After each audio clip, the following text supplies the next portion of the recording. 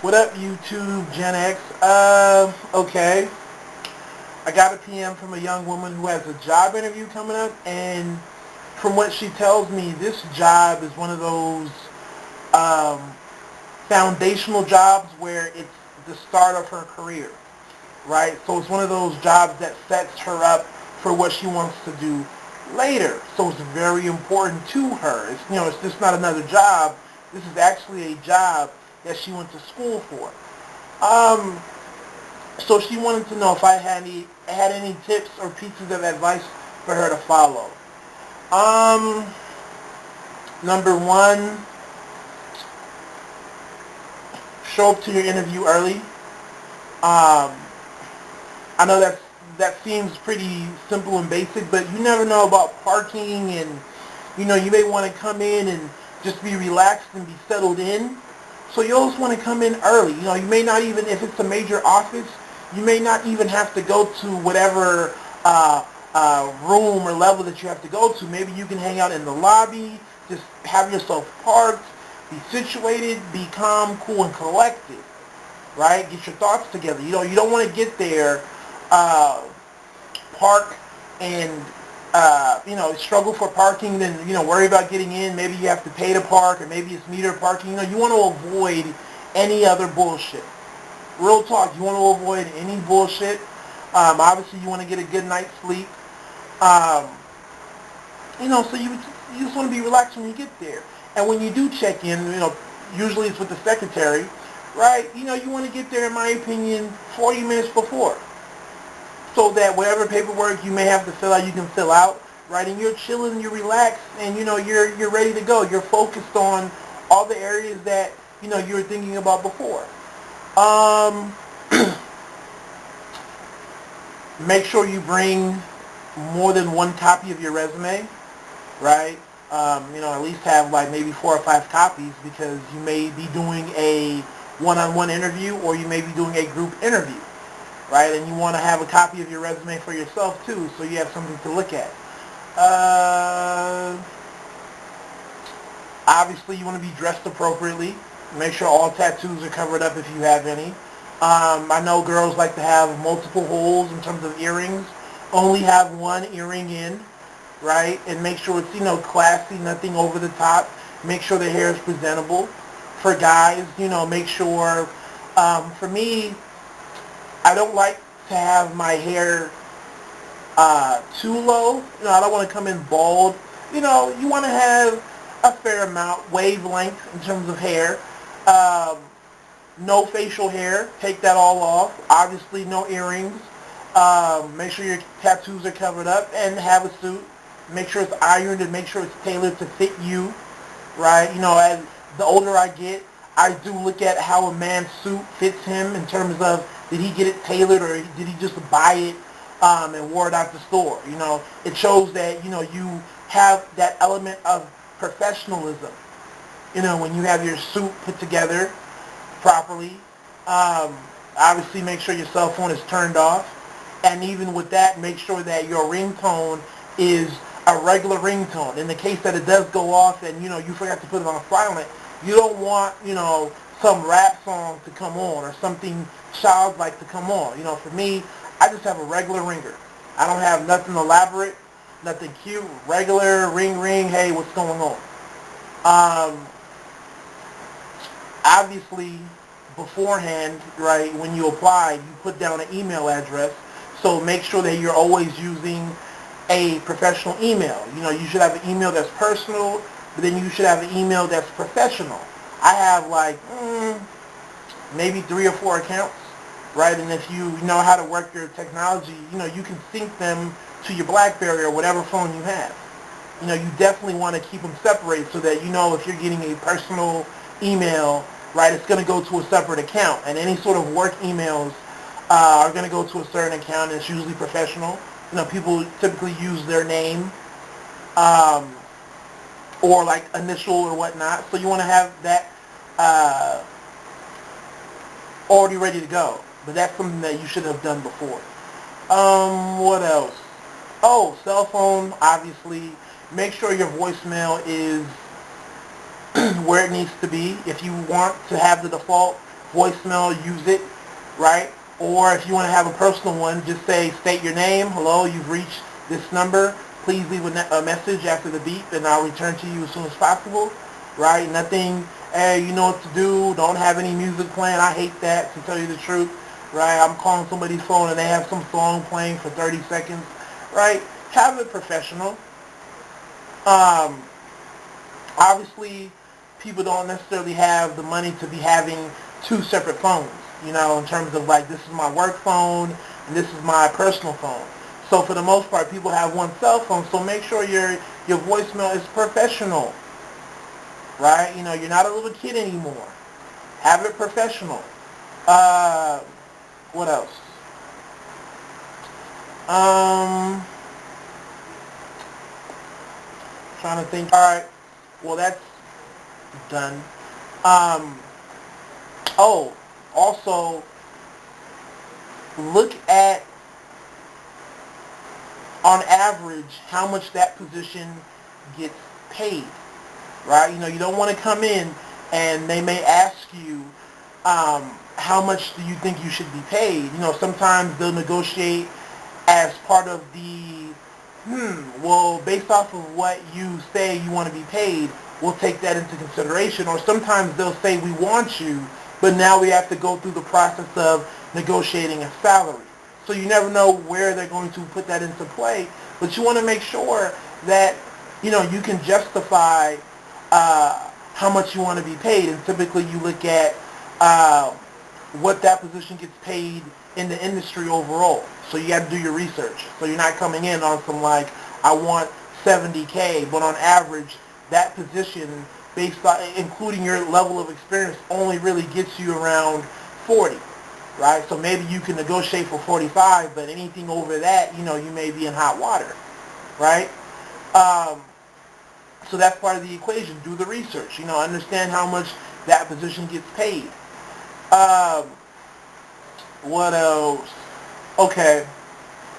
In terms of the position that you're applying for, understand that position inside and out, as if you own that position. You know, don't come in shaky on what that position is supposed to do. But obviously, you know, if you're going for a job that you really want, more than likely you already know what that job entails. But you want to know all the formal and informal dynamics of that job. Know everything, right? Almost act as if you've had that position. You know, you almost have to picture yourself as somebody that's been in that position, but just for another company, right? So you have to know everything about it.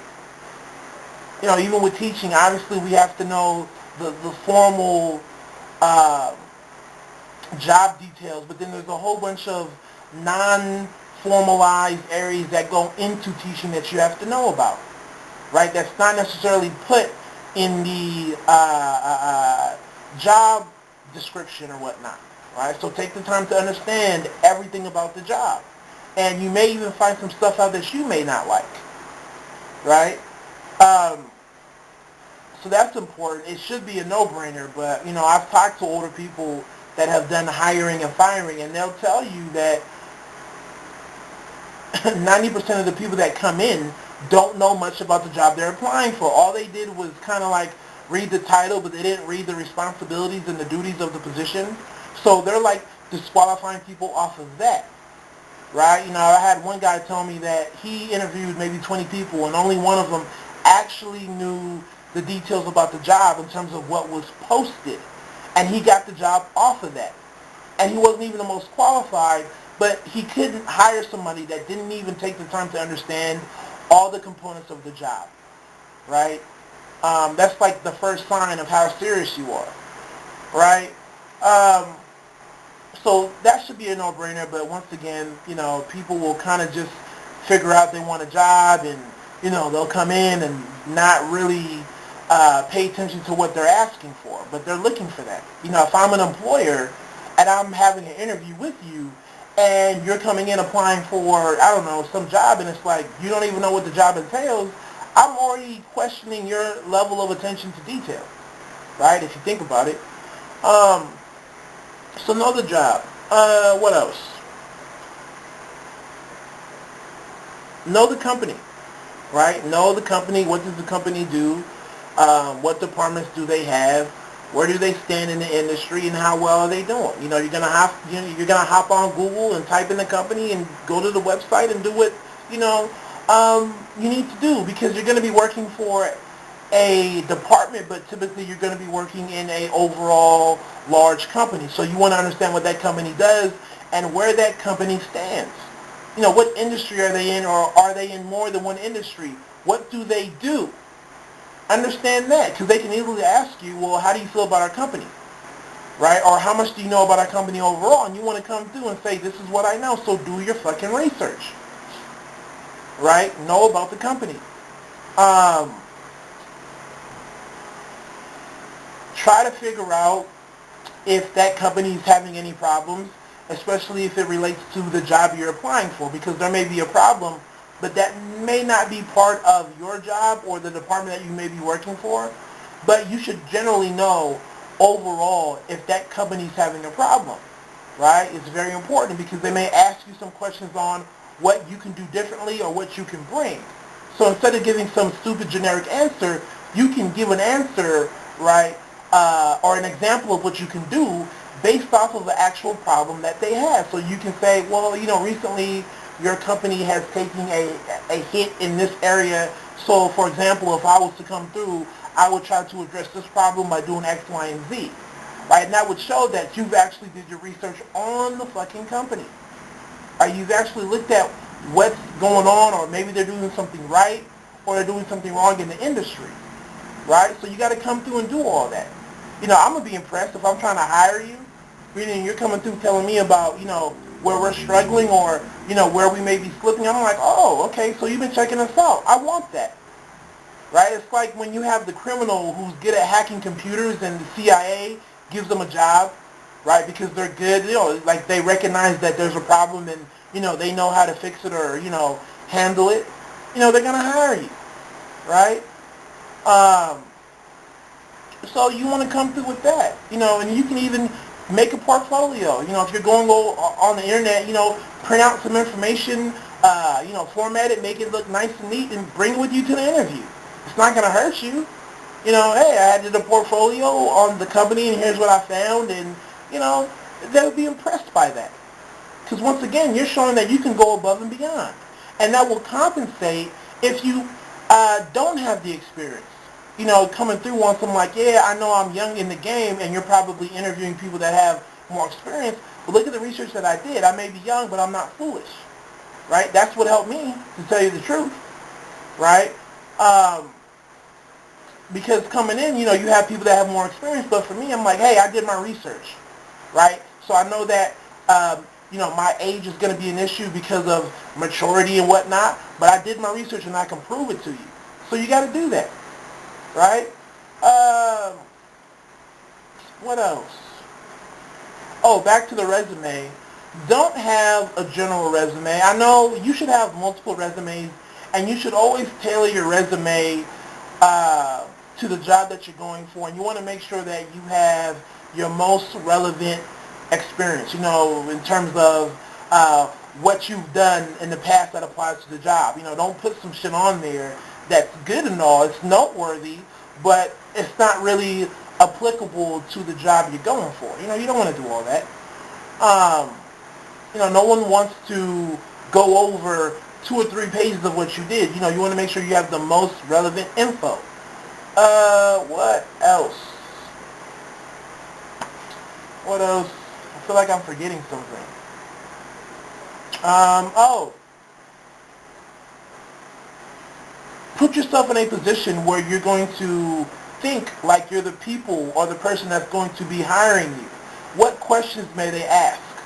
Right? What do you think they're going to ask? Typically, you'll get the typical, what have you been through? Tell me about a time where you had some sort of conflict and how did you solve it? You're going to get those sort of questions, so you should already have that down. You should already have that down.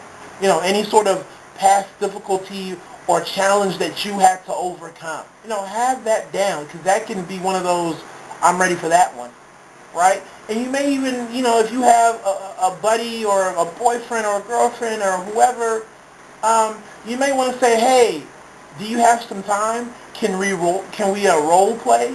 Can you take on the character or the personality of somebody that's going to be hiring me? Can you be that person and let's role play and see how I do? And they can give you feedback, right? Like eye contact, right? You want to be making eye contact, especially with the person that asked you the question, right? So those sort of things that you may not know unless somebody tells you, or you may not be able to improve upon unless you practice it, right? Um, so you can do all that. Once again, is this going to guarantee that you get the job? No. But in my opinion, it will put you in there as a front runner, right? Um, and I think this is important, especially for minorities, because we'll come through and we'll talk about why we didn't get hired, but then you sit back and you ask yourself, well, did you do everything on your part? See, I can deal with not being hired when I know that I've put everything into it. But oftentimes, you get black people that will say, I didn't get hired, but then it's like, but did you do everything on your part? Did you do everything that I talked about in this video, right? And if you did and you didn't get hired, well, maybe you have something to stand on. But even then, unless you figure out who they hired, you never know. I could be a black man and they didn't hire me, but then they hired a Latino man, right? Or they hired another black guy. So it's like, you can only go so far with the whole, oh, they're racist because they didn't hire me, unless you know who they hired. And I've seen some shit, where, people had great interviews and they got told they had great interviews and they hired somebody else and they knew the person that got hired and they knew for a fact that they were less qualified, right? But oftentimes, how often does that happen in terms of you knowing who they went with? But anyways, I think I covered everything. Hopefully this information helps you and other people as well. It's definitely difficult considering the economy and whatnot. But like I said, if you can come through and show that you know that company and you're aware of the issues that they have, and you can kind of make the connection to what they're trying to do versus the current economy, and you can show that you have this sort of overall and detailed understanding, I think it's really going to help you, right? It's really going to help you. And don't come in desperate. Don't come in on something like, oh, I really, really, really need a job. Don't come in begging and pleading, right? Come in there confident, right? Like you're on some like, well, if you're not hiring me, I have other options, right? Even if they ask you, are you interviewing with other companies or whatnot, you can say, I've been in talks with other companies. You don't have to give them details because they don't have to know, right? But don't put yourself in a situation like you feel desperate, right? Well, I really need this job. I'll say or do whatever. You want to come in calm, cool, collected because you want to promote this idea that you're rational, collected, you've done your research, so you can, come in there and do work. Fuck the age. You want to put yourself in a position where they can't throw you away because you're young, because that's what they want to do. They want to say, well, we can throw her away because he or she is young. You want to take that away, right? Oh, they're irresponsible. You want to take all that away. You want to put yourself in a position where they have no choice but to want to mess with you, even if they try to disqualify you because of your gender, your race, or your level of experience or your age. You got to make it. You got to give them an offer that they can't refuse. All right. So that's everything. I'm trying to figure out if I missed anything. No, that's about it. I think I've covered everything. So anyways, hopefully this helps you out. I really do hope you get the job. I know there's a lot of people in that same position. We're all in that position, to tell you the truth. So, the tips that I gave is tips that somebody told me. It's a combination of tips that people have told me and stuff that I've found out on my own. So hopefully it can help you out, right? So y'all take it easy. God bless.